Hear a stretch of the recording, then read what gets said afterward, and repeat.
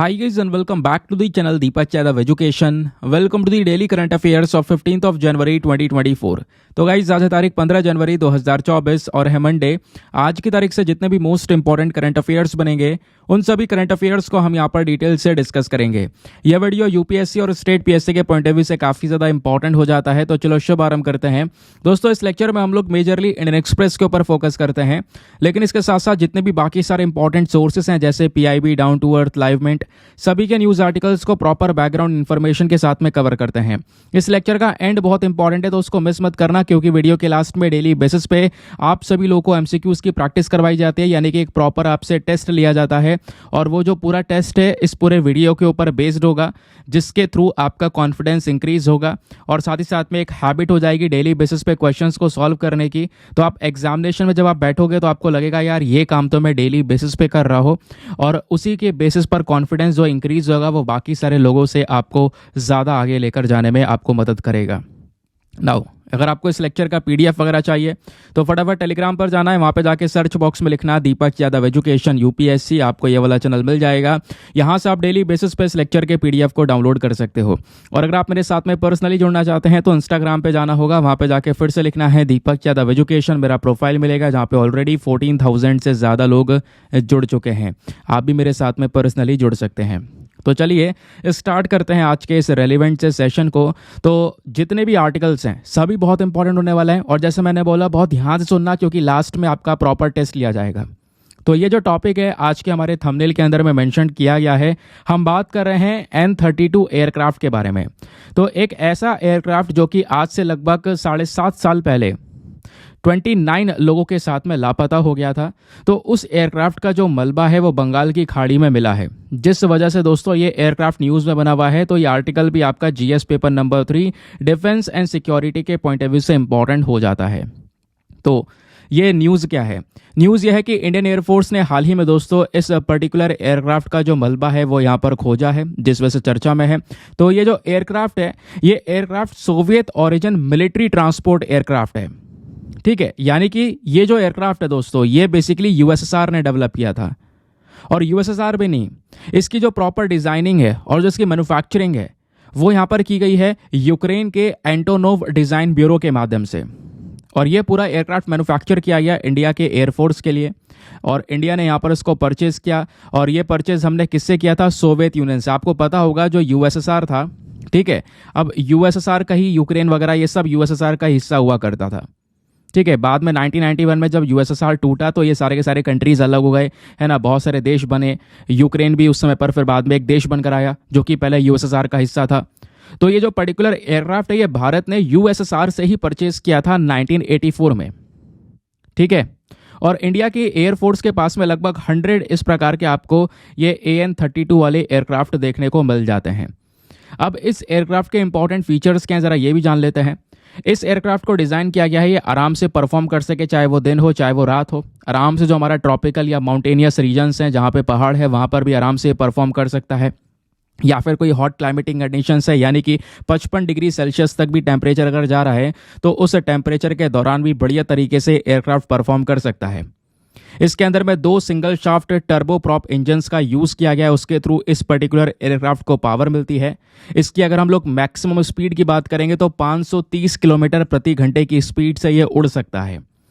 इसकी रेंज की बात करेंगे तो 2500 किलोमीटर की इसके आसपास की रेंज आपको देखने को मिल जाती है। ये जो एयरक्राफ्ट है इसका जो टोटल वजन है लगभग 16,800 किलोग्राम का है, ठीक है। और मैक्सिमम जो टेक ऑफ वेट इसका हो सकता है वो 27,000 किलोग्राम तक यहाँ पर पहुँच सकता है।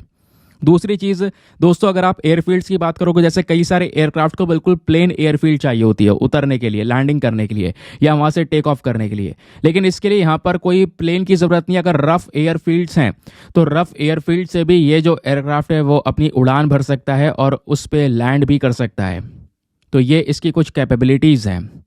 अब ये यूज़ किस लिए किया जाता है? क्योंकि साइज़ में बहुत ही ज़्यादा बड़ा है तो ये ट्रांसपोर्टेशन के लिए यूज़ किया जाता है, ठीक है। यहाँ पे हम जो 7.5 टन्स ऑफ कार्गो है वो ट्रांसपोर्ट कर सकते हैं, 50 पैसेंजर्स को या 42 पैराट्रूपर्स जो हैं, है ना, या 24 पेशेंट्स हो गए, 3 मेडिकल क्रूज हो गए। तो ये सारी चीज़ें यहाँ पर इस प्लेन के अंदर से रख कर ट्रांसपोर्ट की जा सकती है, चाहे वो डोमेस्टिक लाइंस हो चाहे वो इंटरनेशनल एयर रूट्स हो, दोनों रूट पर ये पर्टिकुलर एयरक्राफ्ट चल सकता है। तो इसके जो कह सकते हो रोल्स हैं वो बहुत ज़्यादा हैं। अब क्या लड़ाई में इसका यूज़ किया जाता है? देखो, बॉम्बिंग रोल में इसका बहुत ही लिमिटेड यूज़ है, बहुत कम यूज़ है। ज़्यादातर अगर हम ऑपरेशंस की बात करेंगे तो पैराट्रूपिंग ऑपरेशंस में यूज़ किया जाता है। ठीक है, जो यहाँ पे हमारे जवान बैठे होंगे वो इसमें से यहाँ पर कूद कर नीचे, ठीक है, तो वो बेसिकली यहाँ पर जो ऑपरेशंस वगैरह हैं वो यहाँ पर कंटिन्यू कर सकते हैं। मतलब यहाँ से अगर ऊंचाई से कूदते हैं तो उनका पैराशूट ओपन होगा, वो पैराशूट के माध्यम से धीरे धीरे लैंड कर सकते हैं नीचे कहीं ऑपरेशन चलाने के लिए, वो हमारे पैराट्रूपर्स कहलाते हैं। ठीक है, तो पैराट्रूपर एक मिलिट्री पैराशूटिस्ट आपको देखने को मिल जाते हैं, काफ़ी ट्रेंड पर्सन होते हैं। ठीक है, कहीं पर ऑपरेशन चलाने के लिए उनका यूज़ किया जाता है। तो ये जो एयरक्राफ्ट है वो इन सब चीज़ों में उपयोग में लिया जा सकता है। तो अभी न्यूज़ में बना हुआ था, इसके बारे में बेसिक चीज़ें मैंने आपको बता दी हैं। एग्जामिनेशन में आपसे क्वेश्चन बन जाए इसको लेकर तो आप हर एक चीज़ को सॉल्व कर सकते हैं।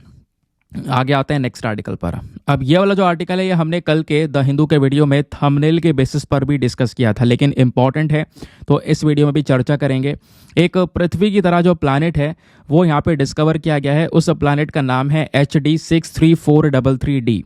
ठीक है, तो वो जो प्लैनेट है दोस्तों, अगर आप देखोगे जैसे यहाँ पे हमारा जो सोलर सिस्टम है, जो हमारा सौर मंडल है, उस सौर मंडल में एक सूर्य है, सन है, और हमारी पृथ्वी है और कई सारे प्लैनेट्स हैं। तो पृथ्वी क्या करती है, सूर्य का इस तरीके से चक्कर लगा रही होती है, प्लस अपने ऑर्बिट पर भी यहाँ पर घूम रही होती है। अपने ऑर्बिट पर एक चक्कर मारती है तो एक दिन पूरा हो जाता है, सूर्य का एक चक्कर मारती है तो एक साल पूरा हो जाता है, यानी 365 डेज पूरे हो जाते हैं, यानी इतने दिनों में एक चक्कर मारती है, सिंपल सा ये कहना है ना। तो ये तो हमारे सोलर सिस्टम में चल रहा है, लेकिन हमारे सोलर सिस्टम, इस पूरे सौर मंडल से बाहर एक और इस प्रकार का सिस्टम हमको नजर आ रहा है, जहां पर एक बड़ा सा सितारा है जो कि बिल्कुल सूर्य की तरह है, और उस सितारे का नाम है HD 63433, ये आप देख पाओगे। और इसके इर्द गिर्द एक छोटा सा प्लैनेट है जो कि घूम रहा है, और उस प्लैनेट का नाम है HD 63433D। आगे D लगा हुआ है, बस खाली ये डिफरेंस है। तो ये जो प्लैनेट है ये पृथ्वी के साइज का प्लैनेट है, ऐसा यहाँ पर बोला जा रहा है। ठीक है, लेकिन हमारे सोलर सिस्टम वाले इस पर्टिकुलर सिस्टम में थोड़ा सा फर्क है। अगर आप देखोगे तो सूर्य से जो हमारी पृथ्वी है वो बहुत ही ज़्यादा दूरी पर है, बीच में भी प्लैनेट्स आते हैं। लेकिन ये जो सिस्टम हमको देखने को मिला, डिस्कवर किया गया है, ये जो आपको यहाँ पर स्टार दिख रहा है, बड़ा सा चमकता धमकता स्टार जो दिख रहा है, जिसको हम सूर्य की तरह मान रहे हैं, ये इस प्लैनेट के बहुत ही करीब है। HD 63443D के बहुत ही करीब है, जिस चक्कर में यहाँ पे गर्मी रहती है। और दूसरी चीज़ दोस्तों, ये जो प्लैनेट है अपने ऑर्बिट में फिक्स है। जैसे यहाँ पर जैसे मैंने बोला कि जो पृथ्वी है वो इस तरीके से सूर्य का चक्कर भी लगा रही है और अपने ऑर्बिट पर भी घूम रही है, लेकिन यहाँ पे अगर आप देखोगे तो ये जो प्लैनेट है ये पूरी तरह से अपने ऑर्बिट में फिक्स है, अपने ऑर्बिट में नहीं घूम रहा है, ये केवल और केवल इस स्टार के चक्कर लगा रहा है और अपने ऑर्बिट में नहीं घूम रहा है। तो इस वजह से इस वाले प्लैनेट पर केवल एक जगह पर, यानी कि आप कह सकते हो लगातार दिन रहता है और दूसरे साइड में रात रहती है, जैसे हमारे पृथ्वी के साथ में होता है। जो फेस यहाँ पर सूर्य की साइड है वहाँ पर दिन है, पीछे रात है, लेकिन पृथ्वी घूम जाती है ना। तो यहाँ पर आप कह सकते हो कभी दिन कभी रात इस तरीके से चलता रहता है, लेकिन ये फिक्स है। तो एक ही पर्टिकुलर सिनेरियो में अगर आप देखोगे तो दिन रहेगा, एक ही पर्टिकुलर स्टेबल नाइट रहेगी वहाँ पे। तो ये जो पूरा सिस्टम है डिस्कवर किया गया है, और ये पूरा का पूरा सिस्टम जो है ये हमारे सौर मंडल के बाहर डिस्कवर किया गया है, अभी मैंने आपको बताया। और जब भी कोई प्लैनेट इस प्रकार का सोलर सिस्टम से बाहर डिस्कवर किया जाता है तो उस प्लैनेट को हम एक्सोप्लैनेट बोलते हैं, ये बात आपने ध्यान में रखना है। दूसरी चीज़ अगर हम देखते हैं तो जैसे हमारा यहाँ पर पृथ्वी है, सन है, पूरा सोलर सिस्टम है, ये सोलर सिस्टम लगभग 4.5 बिलियन ईयर्स पुराना है, तो बहुत ही समय हो चुका है इसको इवॉल्व हुए। लेकिन ये जो नया प्लैनेट हमको देखने को मिला है, ये नया प्लैनेट दोस्तों ज़्यादा पुराना नहीं है, लगभग कह सकते हो इसको बने हुए 400 मिलियन ईयर्स हो चुके हैं। ठीक है, तो ऐसा भी यहाँ पर कुछ जो डेटा है वो हमको दर्शाता है। ठीक है, दूसरी चीज़ जैसे मैंने आपको बताया, इसकी दूरी वगैरह के बारे में ऑलरेडी डिस्कशन कर ही चुके हैं, तो ज़्यादा कुछ खास चीज़ें नहीं है। हाँ, फिलहाल ये है कि ये अपने स्टार के बहुत ही ज़्यादा करीब है, जैसा भी हमने डिस्कस किया था। तो इस चक्कर में इस वाले प्लैनेट पर बहुत ज़्यादा हाई टेम्परेचर रहता है, बहुत ही ज़्यादा गर्म रहता है। 2300 डिग्री फ़ारेनहाइट या फिर सेल्सियस की बात करेंगे तो 1260 डिग्री सेल्सियस के आसपास का टेम्परेचर, यानी बहुत ही ज़्यादा गर्म। और छोटा प्लैनेट है तो इस चक्कर में यहाँ पे कोई प्रॉपर एटमॉस्फेयर देखने को मिलता नहीं है। आगे आते हैं नेक्स्ट एक और इम्पॉर्टेंट आर्टिकल पर। यहाँ पे बात कर रहे हैं हम लोग कृष्णा राजा सागर डैम के बारे में। इंपॉर्टेंट है, कई सारे डैम्स को लेकर ऑलरेडी पहले भी कई सारे प्रकार के जो प्रश्न हैं वो बन चुके हैं। ठीक है, चलिए अब बात करते हैं ये न्यूज़ में क्यों है। क्योंकि यहाँ पे जो कर्नाटका की हाई कोर्ट है उन्होंने हाल ही में जो कृष्णा राजा सागर डैम है, इसके आसपास के 20 किलोमीटर के रेडियस में जो भी माइनिंग एक्टिविटीज़ हैं, जो भी खनन वाली एक्टिविटीज़ की जा रही हैं, उन सबको बैन कर दिया है, जिस वजह से ये डैम न्यूज़ में आ चुका है। तो क्या है कृष्णा राजा सागर डैम? दोस्तों, ये डैम का इतिहास बहुत ही ज़्यादा पुराना है, एग्जाम के लिए भी इंपॉर्टेंट है। तो ये एक प्रकार का ग्रेविटी डैम है। ध्यान रखना क्या होते हैं ग्रेविटी डैम, कभी आपको बताऊंगा, फिलहाल के लिए ध्यान रखना ग्रेविटी डैम है। ये कहाँ पर लोकेटेड है? तो जो हमारी कावेरी नदी है, ठीक है, कावेरी नदी के कॉन्फ्लुएंस पर लोकेटेड है। यानी कि कावेरी नदी जो है कई सारी नदियों के साथ में मिलती है, और कई सारी नदियां आकर कावेरी नदी में मिलती हैं, और जो कई सारी नदियां आकर कावेरी नदी में मिलती हैं उनको ट्रिब्यूटरी बोलते हैं, यानी कावेरी नदी की सहायक नदियां हैं। ठीक है, तो जहां पर भी कावेरी नदी अपने ट्रिब्यूटरीज के साथ में मिलती है, ट्रिब्यूटरीज जैसे कि हेमावती हो गई, लक्ष्मण तीर्थ हो गई, तो ये कुछ नदियां कावेरी में आकर मिलती हैं। तो जहां पर ये नदियां कावेरी के साथ में मिल रही हैं दोस्तों, उसी पॉइंट पर इस डैम को बनाया गया है, कृष्णा राजा सागर डैम को। यह डैम कहां पर है? कर्नाटका के अंदर, मांड्या डिस्ट्रिक्ट के अंदर में। ध्यान रखना, अगर आप देखोगे तो यह है कर्नाटका, नीचे है तमिलनाडु, ये आपको देखने को मिल जाएगा यहाँ पर कृष्णा राजा सागर डैम। ठीक है, ये बात ध्यान में रखना। कृष्णा राजा सागर डैम की वजह से जो मैसूर वाला रीजन है, ये पर्टिकुलर रीजन से यहाँ पर बहुत ज़्यादा सपोर्ट मिलता है। ये रीजन से ध्यान रखना, क्योंकि अभी इनका जिक्र काफ़ी ज़्यादा होने वाला है। तो इस डैम का अगर हम इतिहास देखेंगे तो इस डैम को बनाया गया था महाराजा ऑफ मैसूर के शासन के समय पर। वो महाराजा कौन थे? वो थे कृष्णा राजा वादियार 4। तो इन्हीं के नाम को इन्हीं का जो नाम है वो यहाँ पर दिया गया, इनको सम्मान करने के लिए यहाँ पर ये डैम का नाम रखा गया, इन्हीं के नाम पर। इस डैम का जो कंस्ट्रक्शन है वो शुरू हुआ था 1911 में। देश की आज़ादी से पहले दोस्तों कंस्ट्रक्शन स्टार्ट हो चुका था, और कंस्ट्रक्शन खत्म भी देश की आज़ादी से पहले हो चुका था 1931 के अंदर में। फिर उसके बाद ये जो डैम है इसको किसने डिज़ाइन किया था? तो सर एम विश्वेश्वरैया हैं जिन्होंने यहाँ पर इसको पूरा तरह से डिज़ाइन किया था। ये एक फेमस इंडियन इंजीनियर थे। ठीक है, इनको यहाँ पे जो हमारा पूरा मैसूर है उस मॉडर्न मैसूर का आर्किटेक्ट भी बोलते हैं।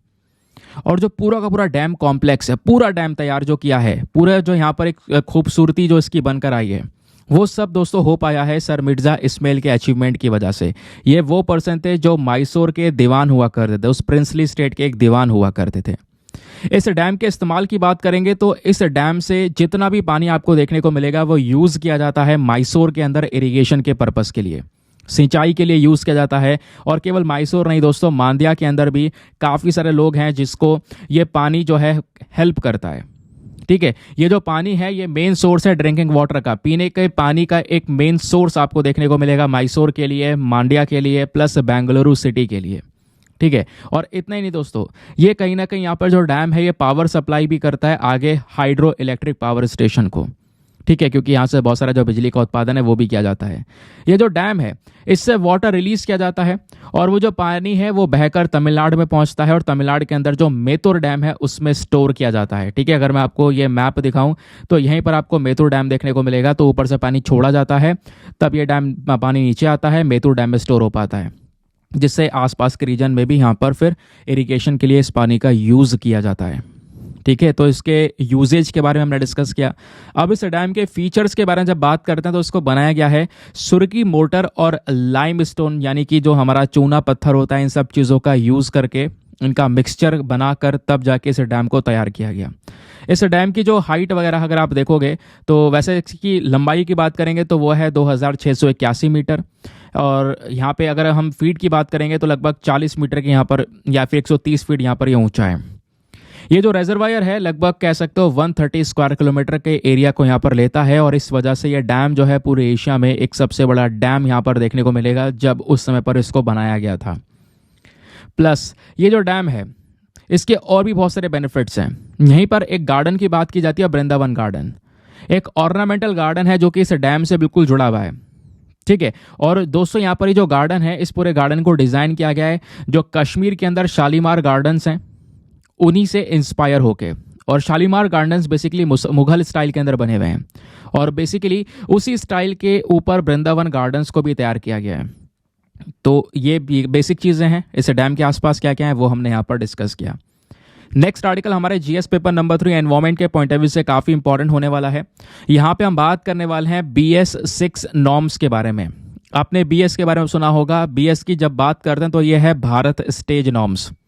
हुआ क्या, सुप्रीम कोर्ट ने हाल ही में केंद्र सरकार से बोला है कि भैया आप एक नेशनल पॉलिसी, देश के लिए पूरी एक नीति तैयार करो जहां पर जो हैवी ड्यूटी डीजल व्हीकल्स हैं, जो भारी गाड़ियां हैं, ट्रक हैं, ट्रेलर्स हैं, ठीक है, जहां पर डीजल का यूज़ किया जाता है, इनसे पोल्यूशन भी बहुत होता है, तो इन व्हीकल्स को हम रिप्लेस करें BS6 व्हीकल्स के साथ में। ये बात यहाँ पे सुप्रीम कोर्ट केंद्र सरकार से बोलती है, जिस वजह से ये BS6 वाले व्हीकल्स न्यूज़ में हैं। ठीक है, तो BS की फुल फॉर्म है भारत स्टेज।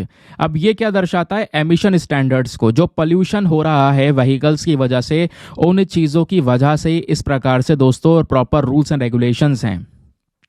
तो ये जो पोल्यूशन होता है गाड़ी मोटर की वजह से, इस पोल्यूशन को कंट्रोल करने के लिए, कम करने के लिए इस प्रकार के कई सारे रूल्स एंड रेगुलेशंस आ चुके हैं। तो यहाँ पर हम छठे रेगुलेशन पर हैं, ध्यान रखना है। इस वजह से इसको BS6 नॉर्म्स के नाम से जानते हैं। आगे मैं आपको बताऊंगा इसके बारे में।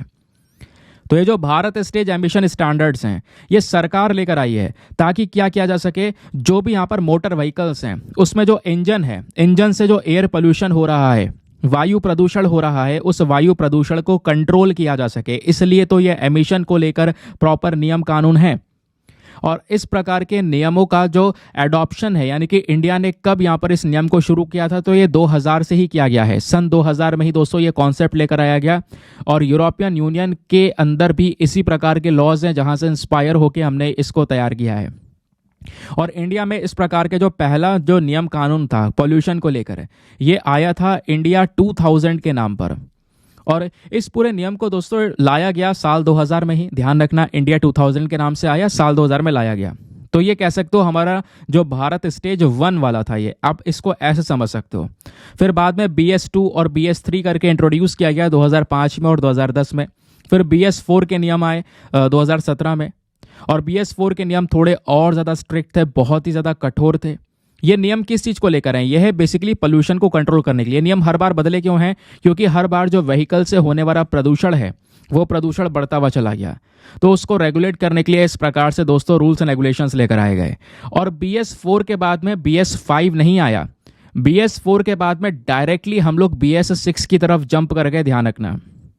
और जो ये भारत स्टैंडर्ड के रेगुलेशन है, इनका मेन काम यही है कि जो वायु प्रदूषण है उसमें स्पेशली जो पर्टिकुलेट मैटर हैं, छोटे छोटे कंकड़ के टुकड़े हैं, प्लस सल्फर ऑक्साइड है, नाइट्रोजन ऑक्साइड है, कार्बन मोनोऑक्साइड है, हाइड्रोकार्बन से मीथेन, जो भी यहाँ पर गाड़ी मोटर से रिलीज हो रहा है उसको कम से कम करना या उसको रेगुलेट करना।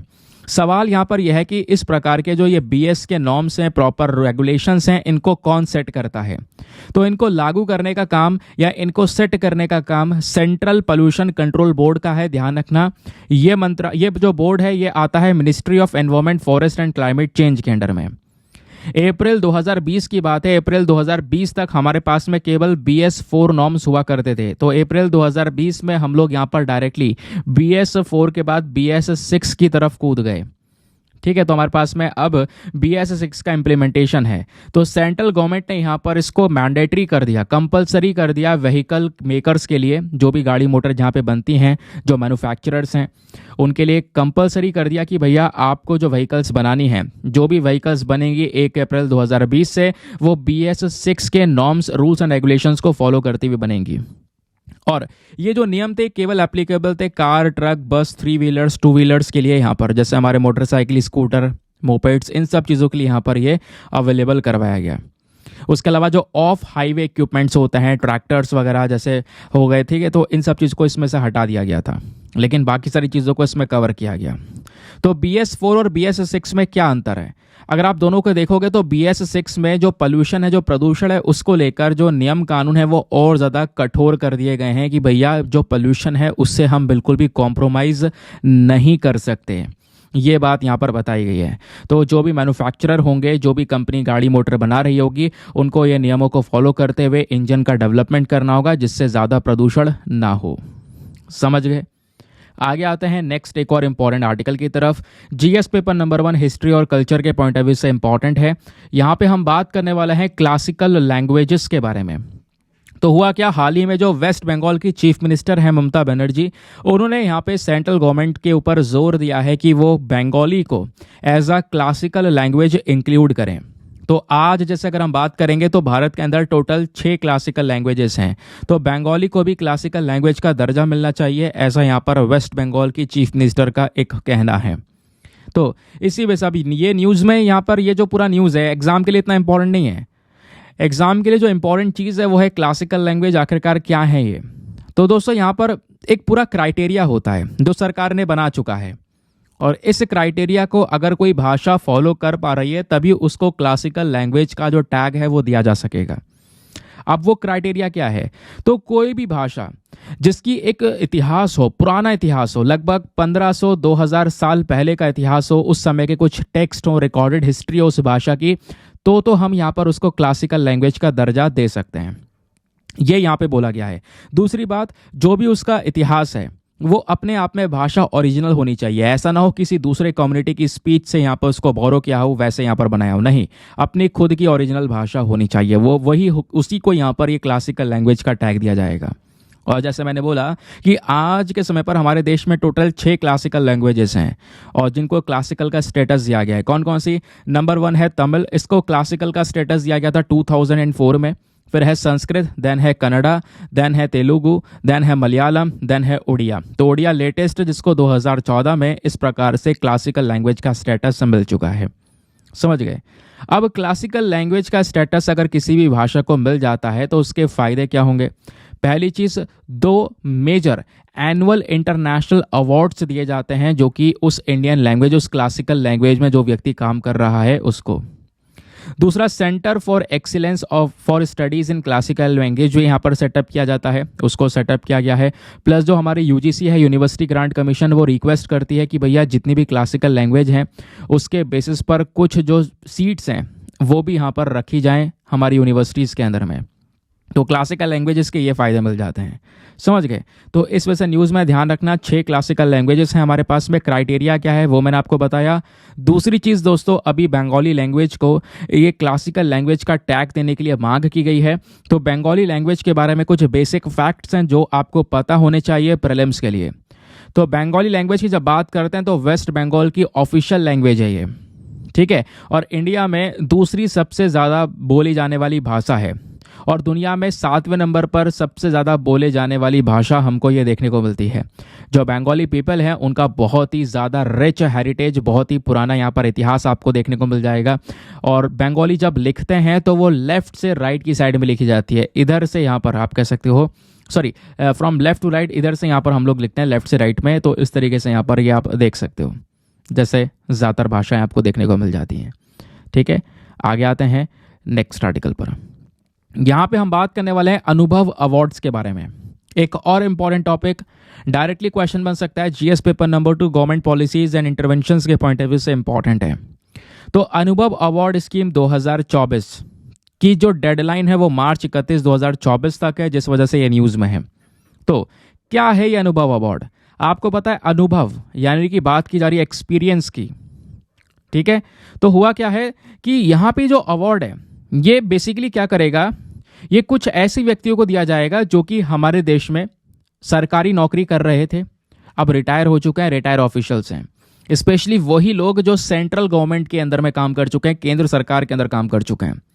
तो उनका कंट्रीब्यूशन देश के प्रति क्या रहा है उसको यहाँ पर पहचान देने के लिए जो अवार्ड्स हैं वो दिए जाते हैं।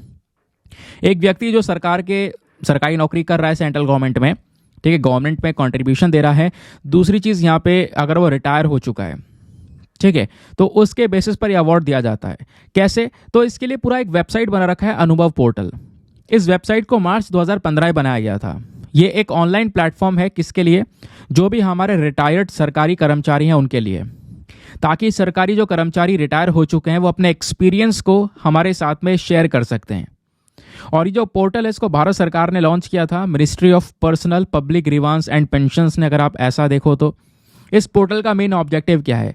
तो इसका मेन ऑब्जेक्टिव यह है कि एक प्रॉपर डेटा तैयार किया जाए और उस डेटा के अंदर में जितने भी रिटायर्ड सरकारी कर्मचारी हैं, स्पेशली सेंट्रल गवर्नमेंट से जो यहाँ पर रिटायर हुए हैं, वो अपने जो भी एक्सपीरियंसेस है, जो अनुभव उनका रहा है पूरे के पूरे समय के दौर पर, वो उसको शेयर कर सकें, कुछ सजेशंस दे सके कि भाई ये यहाँ पर उपाय हो सकते हैं इन चीज़ों के। तो कहीं ना कहीं जो रिटायरिंग एम्प्लॉयज़ है, जिनको एक्सपीरियंस हो चुका है, नेशन बिल्डिंग में उन्होंने हेल्प की है, देश को आगे बढ़ाने में हेल्प की है, तो वो अपने यहाँ पर कुछ सजेशंस दे सकते हैं कि भैया ये मंत्रालय ये पर्टिकुलर स्टेप्स उठा सकता है, इससे एक बड़ा सुधार हो सकता है। समझ गए ना। इस अनुभव अवार्ड्स के अंदर में एलिजिबल होने के लिए, इस स्कीम में पार्टिसिपेट होने के लिए सबसे पहली चीज़ एलिजिबिलिटी यह है कि एक रिटायरिंग सेंट्रल गवर्नमेंट एम्प्लॉय या पेंशनर होना चाहिए। ठीक है, उसको ज़रूरत है कि वो अपना जो अनुभव है, वो अपना जो एक्सपीरियंस है, उसको यहाँ पर शेयर कर सके लिखित में। रिटायरमेंट से 8 महीने पहले या रिटायरमेंट के 1 साल बाद तक अगर वह यहाँ पर ये काम करता है, तो उस बेसिस पर दोस्तों उसको ये इस अवार्ड में कंसीडर किया जाएगा। और बोला जा रहा है अभी तक लगभग 54 अनुभव अवार्ड्स यहाँ पर दिए जा चुके हैं 2016 से 2023 तक। ठीक है, और हर एक जो अनुभव अवार्डी होता है, जिसको भी अवार्ड दिया जाता है, उसको एक मेडल, सर्टिफिकेट प्लस 10,000 रुपये का जो प्राइस है, रुपीज़ का जो प्राइस है, ये भी यहाँ पर दिया जाता है। ठीक है, तो ये यहाँ पर आई होप आपको क्लियर हो चुका है। बेसिकली अनुभव के बारे में बात की जा रही है, तो अनुभव अवार्ड किस चीज़ को लेकर बात करता है, ये आपने ध्यान में रखना है। नेक्स्ट आर्टिकल पर आते हैं।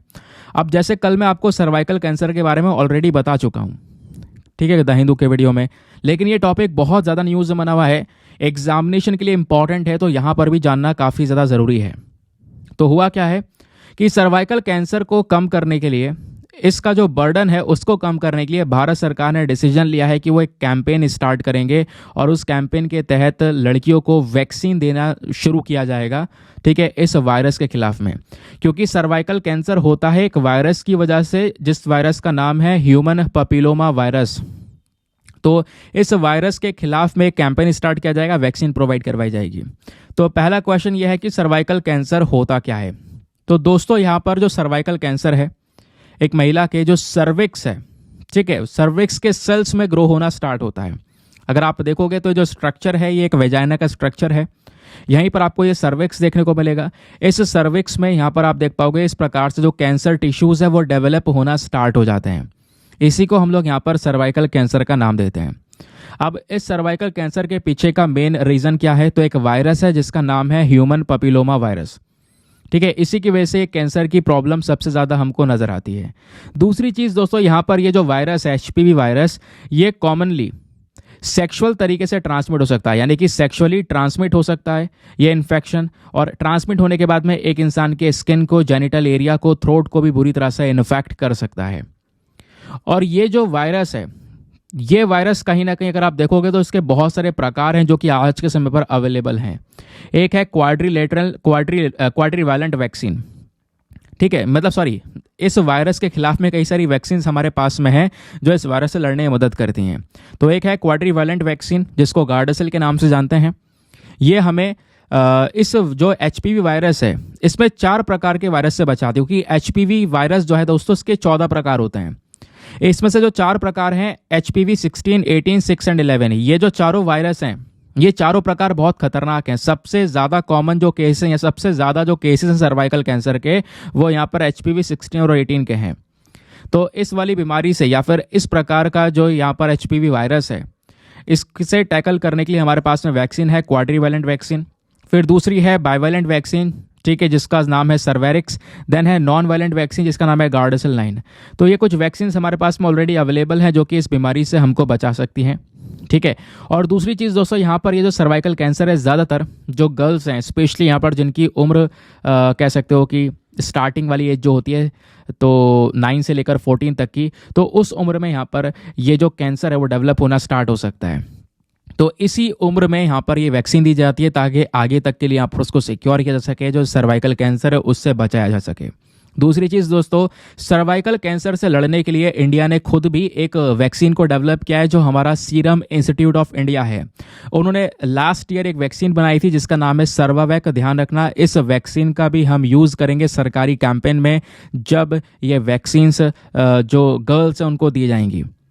तो ये जो वैक्सीन है, इसको देना यानी 9 से 14 साल में अगर हम यहाँ पर किसी गर्ल को वैक्सीन दे देते हैं, उसको वैक्सीनेट कर देते हैं इस पर्टिकुलर एज में, तो ये काफ़ी इफेक्टिव तरीका होगा इस इन्फेक्शन से उस महिला को बचाना। समझ गए? चलिए आगे आते हैं नेक्स्ट आर्टिकल पर। अगले आर्टिकल में आकाश मिसाइल के बारे में डिस्कशन हुआ है। नए जनरेशन की आकाश मिसाइल चर्चाओं में है, तो पता होना चाहिए इसके बारे में कुछ बेसिक फैक्ट्स। प्रीलिम्स के लिए इंपॉर्टेंट है, GS paper number 3 defence and security के लिए भी इंपॉर्टेंट है। तो डीआरडीओ ने अभी रिसेंटली यहाँ पर एक सक्सेसफुल टेस्ट किया है नए जनरेशन के आकाश मिसाइल का। कहाँ से? ओडिशा से, जिस वजह से न्यूज़ में है। तो आकाश मिसाइल कौन सी है? सबसे पहली बात, सरफेस टू एयर मिसाइल है। ध्यान रखना, जो हमारा सतह है उससे हम, जो आसमान में हमारा दुश्मन है, जो टारगेट, एरियल टारगेट जिसको बोलते हैं, ठीक है, या फिर कह सकते हो अनमैन्ड एरियल व्हीकल है, या फिर कोई दुश्मन का ड्रोन है, उसको उड़ाने के लिए यहाँ पर ये जो मिसाइल है काफ़ी इफेक्टिव है। तो अभी रिसेंटली यहाँ पर इस मिसाइल की टेस्टिंग की गई है। इस मिसाइल ने अपने सारे टेस्ट पूरे कर लिए हैं। इसके अंदर में अगर आप देखोगे तो काफ़ी सारे चीज़ें ऐड की गई हैं। वेपन सिस्टम है, रेडियो फ्रिक्वेंसी है, लॉन्चर है, मल्टी फंक्शन रडार है, कमांड कंट्रोल कम्युनिकेशन सिस्टम, ये सारी चीज़ें ऐड की गई हैं। और अभी इस मिसाइल का ये पहला ट्रायल था जहां पर इसने जो आसमान में एक टारगेट है उसको डिस्ट्रॉय किया, क्योंकि ये सरफेस टू एयर मिसाइल है। दूसरी चीज़ दोस्तों, अगर आप देखोगे तो ये जो मिसाइल है इसके अंदर में एक इलेक्ट्रॉनिकली रडार का यूज़ किया गया है, ठीक है, मल्टी फंक्शन रडार का यूज़ किया गया है। इस रडार के माध्यम से क्या करता है ये मिसाइल, अपने आप में जो दुश्मन है उसको सर्च करेगा, उसको ट्रैक करेगा और उसको यहाँ पर उड़ाने की कैपेबिलिटीज़ रखता है। तो यह आकाश मिसाइल के बारे में कुछ बेसिक डेटा है जो कि आपने ध्यान होना चाहिए, एग्जाम के लिए इंपॉर्टेंट है। नाउ अब चलिए हम लोग यहाँ पर आते हैं प्रीलिम्स रैपिड फायर के क्वेश्चंस की तरफ। आई होप आप लोगों ने बहुत अच्छे से कंसंट्रेशन के साथ में पूरे लेक्चर को सुना है।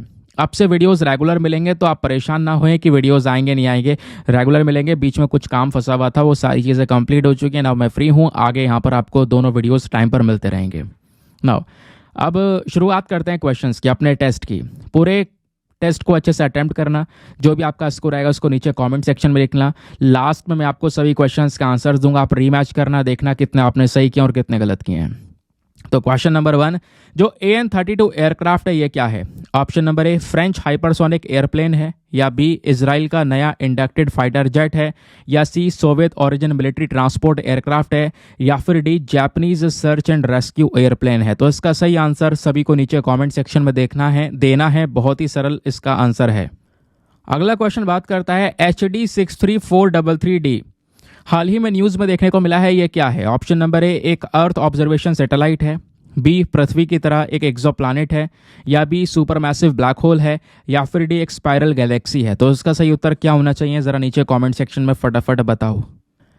अगला प्रश्न बात करता है कृष्णा राजा सागर डैम के बारे में। तो कृष्णा राजा सागर डैम को लेकर दो स्टेटमेंट दिए गए हैं, बताना है कौन सा स्टेटमेंट सही है। पहला, ये एक प्रकार का ग्रेविटी डैम है जो कि कर्नाटका के अंदर में स्थित है।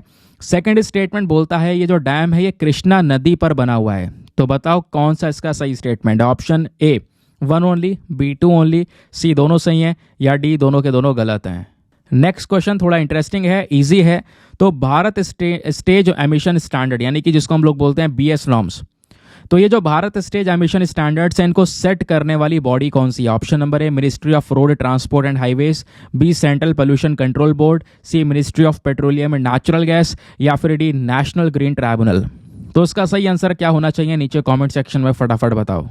ना एक और क्वेश्चन यहाँ पे बात की है क्लासिकल लैंग्वेजेस को लेकर। तो क्लासिकल लैंग्वेजेस को लेकर 2 स्टेटमेंट्स दिए गए हैं, बताना है कौन सा स्टेटमेंट सही है। पहला स्टेटमेंट बोलता है क्लासिकल लैंग्वेज वो भाषाएं होती हैं जिनका इतिहास लगभग 1500 से 2000 साल पुराना है। सेकंड यहाँ पर बात करता है कि आज के समय पर इंडिया के अंदर में टोटल 8 लैंग्वेजेस ऐसी हैं जिनको क्लासिकल लैंग्वेज का स्टेटस दिया गया है। तो बताओ दोनों स्टेटमेंट में से कौन सा स्टेटमेंट सही है। Option A 1 only, B 2 only, C दोनों सही हैं, या डी दोनों के दोनों गलत हैं। अगला प्रश्न बात करता है अनुभव अवार्ड्स स्कीम को लेकर। तो यहाँ पे 2 स्टेटमेंट दिए गए हैं, इसको लेकर बताना है कौन सा सही है। पहला, अनुभव अवार्ड स्कीम के तहत यहाँ पे जो भी व्यक्ति, जो हमारे रिटायर्ड ऑफिशियल्स हैं जिन्होंने यहाँ पर नेशन बिल्डिंग के लिए काम किया है, सरकार के नौकरी के अंदर काम करते करते, तो उनका जो कंट्रीब्यूशन है उसको पहचान देने के लिए यहाँ पर स्कीम काम करती है। सेकंड, जितने भी हमारे रिटायरिंग सेंट्रल गवर्नमेंट एम्प्लॉयज़ हैं जो सेंट्रल गवर्नमेंट के अंदर में काम कर चुके हैं, वो सब इस अवार्ड के लिए एलिजिबल हैं। तो बताओ दोनों स्टेटमेंट में से कौन सा स्टेटमेंट सही है। Option A 1 only, B 2 only, C दोनों सही हैं, या डी दोनों के दोनों गलत हैं। नाउ नेक्स्ट क्वेश्चन बात करता है HPV वैक्सीन को लेकर, HPV वैक्सीन को लेकर नहीं, सर्वाइकल कैंसर को लेकर। तो सर्वाइकल कैंसर को लेकर 2 स्टेटमेंट दिए गए हैं, बताना है कौन सा सही है। पहला, सर्वाइकल कैंसर दोस्तों ह्यूमन पैपिलोमा वायरस की वजह से भी फैलता है। सेकेंड स्टेटमेंट बोलता है कि cervical cancer sexually transmitted infection है जो कि एक इंसान की स्किन को भी अफेक्ट कर सकता है। तो बताओ दोनों स्टेटमेंट में से कौन सा स्टेटमेंट सही है? Option A 1 only, B 2 only, C दोनों सही है या डी दोनों के दोनों गलत हैं? नाउ नेक्स्ट क्वेश्चन बात करता है आकाश मिसाइल को लेकर। तो जो नई जनरेशन की आकाश मिसाइल है दोस्तों, इसको लेकर 3 स्टेटमेंट्स दिए गए हैं। बताना है कौन सा स्टेटमेंट, कौन सा नहीं, इनमें से कितने स्टेटमेंट सही हैं। पहला, ये एक सरफेस टू एयर मिसाइल है। दूसरा, ये जो हमारा यूएवी अनमैन्ड एरियल व्हीकल यानी कि दुश्मन का जो ड्रोन वगैरह है उसको यहाँ पर ये अटैक कर सकता है। तीसरा, इसके पास में इलेक्ट्रॉनिकली स्कैन्ड एरे रडार भी देखने को मिलता है। तो बताओ तीनों स्टेटमेंट में से कितने स्टेटमेंट सही हैं? ऑप्शन ए केवल 1, ऑप्शन बी केवल 2, ऑप्शन सी तीनों सही हैं या ऑप्शन नंबर डी सबके सब गलत हैं? तो दोस्तों ये थे हमारे सारे के सारे क्वेश्चंस। आई होप आप लोगों ने मैक्सिमम क्वेश्चंस बिल्कुल सही अटेम्प्ट किए होंगे। चलिए अब एक एक करके सभी क्वेश्चंस के आंसर्स को देखना शुरू करते हैं ताकि आप रीमैच कर सको, देख सको कितने क्वेश्चन आपने सही किए। और जैसे मैं आपको बोलता हूँ, प्लीज़ स्कोर नीचे कॉमेंट सेक्शन में लिखे बिना बिल्कुल मत जाना। आखिरी क्वेश्चन से आंसर देखना शुरू करेंगे। तो यहाँ पे आकाश मिसाइल को लेकर पूछा गया था, बताओ 3 स्टेटमेंट्स हैं, इनमें से कितने स्टेटमेंट सही हैं? यहाँ पर तीनों के तीनों स्टेटमेंट सही हैं। अब दोस्तों तीनों स्टेटमेंट सही हैं तो कुछ एक्सप्लेन करने की ज़रूरत नहीं। अगर कुछ गलत होता तो ज़रूर एक्सप्लेन करता मैं। अब तीनों सही हैं क्योंकि हमने इसके बारे में ऑलरेडी पढ़ लिया है अभी, है ना। तो इस चक्कर में कुछ ज़्यादा यहाँ पर डिटेल बताने की ज़रूरत नहीं है। फिर उसके बाद यहाँ पर आप देख पाओगे सर्वाइकल कैंसर को लेकर 2 स्टेटमेंट है, बताओ दोनों में से कौन सा सही है? यहाँ पर भी दोनों के दोनों स्टेटमेंट सही हैं। ये होता है ह्यूमन पैपिलोमा वायरस की वजह से और एक सेक्सुअली ट्रांसमिटेड इन्फेक्शन है जो कि एक स्किन को अफेक्ट कर सकता है। फिर अनुभव स्कीम को लेकर बात की गई है, बताओ 2 स्टेटमेंट दोनों में से कौन सा सही है? यहाँ पर भी दोनों के दोनों स्टेटमेंट सही है, तो अगेन कोई एक्सप्लेनेशन की जरूरत नहीं है। फिर आपसे पूछा गया क्लासिकल लैंग्वेज को लेकर, बताओ 2 स्टेटमेंट दोनों में से कौन सा सही है? केवल पहला वाला स्टेटमेंट सही है, दूसरा वाला गलत है। क्यों? क्योंकि इंडिया में 8 नहीं टोटल 6 क्लासिकल लैंग्वेजेस आपको देखने को मिल जाती हैं, तो ये गलत है। पहला सही है। हाँ बिल्कुल, कोई भाषा 1500 से 2000 साल पुरानी है, ठीक है, उसका प्रॉपर हिस्ट्री है, उस समय के कुछ प्रॉपर टेक्स्ट हैं, तब यहाँ पे उसको हम क्लासिकल लैंग्वेज की तरह कंसिडर कर सकते हैं। फिर यहाँ पे पूछा गया भारत स्टेज एमिशन स्टैंडर्ड्स को लेकर, बताओ कौन सी इंप्लीमेंटिंग बॉडी है, कौन इसको सेट करती है? तो इसका सही उत्तर है option number B, central pollution control board इसको सेट करता है। फिर आपसे पूछा गया कृष्णा राजा सागर डैम को लेकर, बताओ 2 स्टेटमेंट है, दोनों में से कौन सा स्टेटमेंट सही है? केवल पहला सही है। हाँ बिल्कुल, ये ग्रेविटी डैम है जो कि कर्नाटका में लोकेटेड है। सेकंड क्यों गलत है? क्योंकि दोस्तों ये जो डैम है कृष्णा नदी नहीं कावेरी नदी पर बना है, आपको पता होगा, तो ये कंफ्यूज करने के लिए दिया गया है। फिर पूछा गया HD 63433D हाल ही में न्यूज़ में है, ये क्या है? तो ऑप्शन नंबर बी, अगर आप देखोगे तो ये पृथ्वी की तरह दिखने वाला एक एक्सोप्लैनेट है जो सोलर सिस्टम से बाहर है। फिर यहाँ पे पूछा गया AN-32 एयरक्राफ्ट ये क्या है? तो इसका सही उत्तर है ऑप्शन नंबर सी, एक Soviet origin military transport aircraft हमको ये देखने को मिल जाता है, ठीक है, जो कि ट्रांसपोर्टेशन के मामले में one of the best aircraft नज़र आता है, जिसको लेकर आज का हमारा जो थंबनेल है वो भी आपको देखने को मिल जाएगा ना। इसी के साथ में करते हैं लेक्चर को समाप्त और मिलते हैं आप लोगों से अगले वीडियो में। आज के लिए bye bye, have a nice day, thank you and जय हिंद।